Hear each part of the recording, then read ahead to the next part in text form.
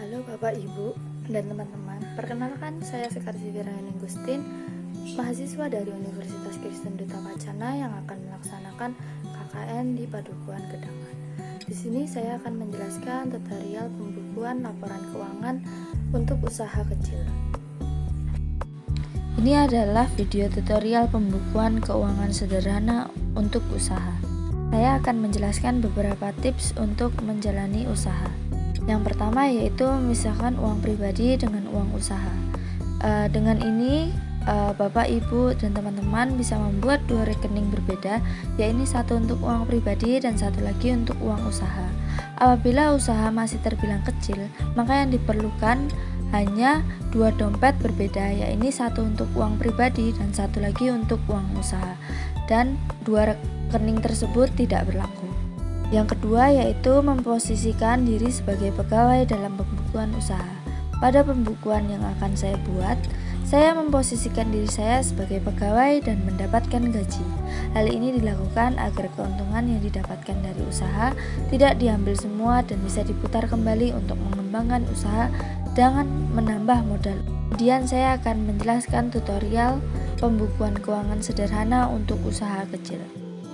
Di tahap ini, Bapak, Ibu, dan teman-teman silakan mempersiapkan pulpen, penggaris, atau penghapus dan pensil, serta buku.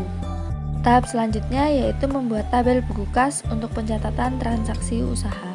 Buatlah 6 kolom untuk nomor, tanggal, keterangan transaksi, uang masuk, uang keluar, dan saldo kas. Tahap selanjutnya yaitu mengetahui yang termasuk pemasukan dalam pembukuan. Yang pertama ada setoran modal atau biasa disebut modal awal, yaitu sejumlah uang yang dibutuhkan dan akan digunakan untuk memulai usaha untuk pertama kalinya. Kemudian hasil penjualan adalah uang atau pendapatan yang diterima dari penjualan. Kemudian tambahan modal, yaitu uang yang kita pinjam atau hutang dari pihak lain untuk digunakan sebagai modal tambahan, atau bisa disebut sebagai hutang. Tahap keempat yaitu mengetahui yang termasuk pengeluaran dalam pembukuan, yaitu pembelian. Pembelian adalah mengeluarkan sejumlah uang untuk memperoleh sesuatu yang dibutuhkan seperti peralatan dan perlengkapan untuk usaha.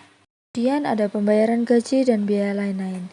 Di sini yang dimaksud pembayaran gaji adalah mengeluarkan sejumlah uang untuk membayar tenaga kerja dan kebutuhan yang menunjang keberlangsungan usaha. Kemudian ada biaya transportasi, yaitu mengeluarkan sejumlah uang untuk membayar jasa transportasi yang telah digunakan untuk penunjang keberlangsungan usaha. Kemudian ada pembayaran utang, mengeluarkan sejumlah uang untuk mengembalikan uang yang telah kita pinjam ke bank ataupun orang lain. Tahap selanjutnya yaitu melakukan pencatatan transaksi pada usaha. Ini adalah contoh catatan keuangan. Apabila di suatu usaha terdapat pengeluaran, maka saldo akan berkurang. Kemudian apabila ada pemasukan, maka saldo akan bertambah. Ini adalah contoh pencatatan keuangan usaha. Kemudian kita bisa membuat laporan laba rugi. Di sini kita dapat mengetahui apakah usaha kita sudah mendapatkan laba atau mengalami kerugian. Laporan laba rugi yaitu jumlah seluruh penerimaan dikurangi jumlah seluruh pengeluaran. Laporan laba rugi berbeda dengan saldo akhir pada buku kas. Karena laporan laba rugi yaitu dapat mengetahui laba atau rugi yang sudah kita terima pada akhir penjualan. Maka pada laporan laba rugi hanya dicatat dari penerimaan dan pengeluaran. Dan jika saldo akhir pada buku kas yaitu seluruh pencatatan yang terjadi selama usaha ini berjalan. Kemudian pada tahap yang terakhir yaitu melakukan pengecekan kembali. Cara mengecek apakah perhitungan laba rugi yang telah dilakukan benar atau salah dengan berikut.